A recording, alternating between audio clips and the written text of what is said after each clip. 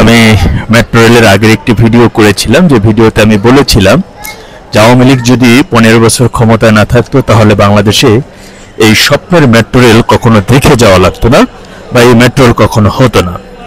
সেখানে এক ঝাঁক যে নেমু খারাম আছেন, তারা অনেকেই যারা অন্যের অবদানকে অস্বীকার করা, যে আমি যার দ্বারা উপকৃত হচ্ছে সেই উপকার পাওয়ার পর সেই জিনিসটাকে অস্বীকার করা, এমন এক ঝাঁক ব্যক্তিরা বলেছেন যে কি বলে, এতদিন অন্য সরকার থাকলে এমন মেট্রো রেল কি 5টা হতো, 10টা হতো, পদ্মা সেতু 3টা 4টা হতো, এ ধরনের অনেক কথাই বলেছে। আবার কেউ বলেছে যে এই মেট্রো রেলের এই প্রজেক্টের পিছনে হাজার হাজার কোটি টাকা পাচার হয়েছে।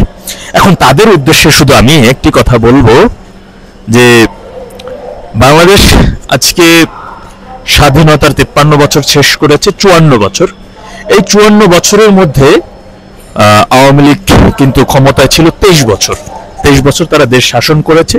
বাকি 30 বছর আদার্স জিয়াউর রহমান, এরপর জাতীয় পার্টি, এরপর বিএনপি, এরপর তত্ত্বাবধায়ক, তারা 30 বছর তারা শাসন করছে, 23 বছর আওয়ামী লীগ করেছে শুধু। এখন কথা হচ্ছে যে তাহলে তাদের আমলটা কেন ডিজিটালে এরকমের মেট্রো রেল, পদ্মা সেতু, এত বড় বড় প্রকল্প প্রজেক্ট কেন হয় নাই তখন? আমি তাদের উদ্দেশ্যে বলবো, যারা বলেন যে এই প্রজেক্টের জন্য, এই মেট্রো রেলের জন্য কোটি কোটি টাকা নাকি আওয়ামী লীগ নিয়ে গেছে, 28 লক্ষ কোটি টাকা নাকি পাচার হয়েছে, কিন্তু তার প্রাথমিক যে একটি প্রমাণের যে একটা মানে বিশ্বাসযোগ্য একটি সূত্র কেউ বলতে পারে না, শুধু মুখে বলে এত টাকা নিয়ে গেছে, এত টাকা নিয়ে গেছে।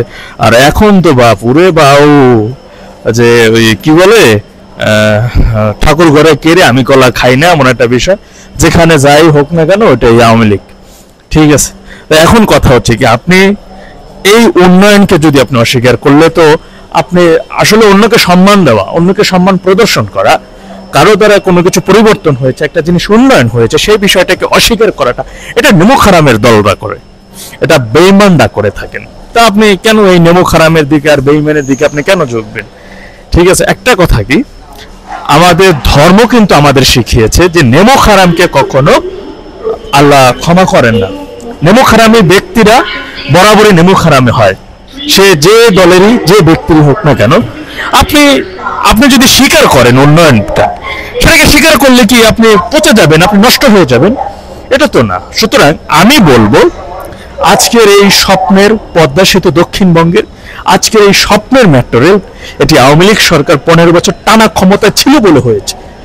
5 বছরের জন্য এসে তো অনেকবারই অনেক দলই আসছে, অনেক সরকারই আসছে, 5 বছর থাকছে, এরকমের উন্নয়ন প্রকল্প করতে পারে না। কারণ 5 বছর এটা হয় না রে বাবা। 5 বছর এটা দেখতে দেখতে প্রকল্প হাতে নেওয়া, প্রকল্পের জন্য অর্থ জোগাড় করা, অর্থ জোগাড় করে তার কাজ শেষ করা, এটি এক সরকারের 5 বছরের জন্য এটা হয় না, এটা কভার করতে পারে না। সুতরাং দেখেন না যে দক্ষিণবঙ্গের আমাদের 6 লেনের রাস্তা ছিল, সে 6 লেনের রাস্তা বর্তমান অন্তর্বর্তী সরকার, ওই কি বলে, আইন এবং সংবিধান বহির্ভূত সরকার, অবৈধ উপদেষ্টা সরকার, তারা 6 লেনের রাস্তাটা বন্ধ করে দিয়েছে। তারা ওই প্রকল্প বাদ, দক্ষিণবঙ্গের যে ভাঙ্গা থেকে 6 লেনের রাস্তাটা হবার কথা, সেই প্রকল্প বাদ।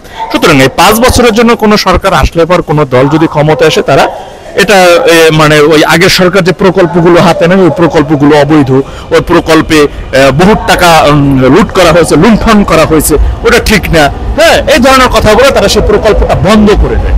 আর অন্যান্য দেশের, অন্যান্য বিশ্বের যে সকল উন্নয়নমূলক দেশগুলো আছে, তারা কিন্তু কোনো সরকার যে প্রকল্পগুলো হাতে নিয়েছে, সেই প্রকল্পগুলো বাস্তবসম্মত এবং সেটাকে আরো কিভাবে ভালোভাবে করা যায় সেরকমের চিন্তা ভাবনা করে কিন্তু তারা সেই প্রকল্পগুলো বাস্তবায়ন করে। আর আমাদের দেশে হলো ভিন্ন।